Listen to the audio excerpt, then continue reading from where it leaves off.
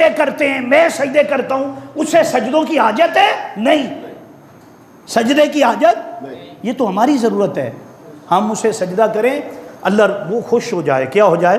تو اس نے، میں نے عرض کیا کہ ایک رکھا ہے ظاہر کا حسن، وہ بھی خوبصورت بن جاؤ، آقا کی سنت رکھو، ہاں جی خوبصورت بنا، اندر خوبصورت کیا رہو، اندر خوبصورت کیسے اندر خوبصورت ہوگا؟ حضور کی سیرت کو اپناؤ۔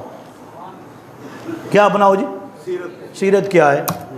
کوئی گالیاں دیتا تھا تو دعا دیتے تھے، کیا دیتے تھے؟ دعا دیتے، اور دشمن آ جاتا تھا تو کیا کرتے تھے؟ کملی بچھا دیتے۔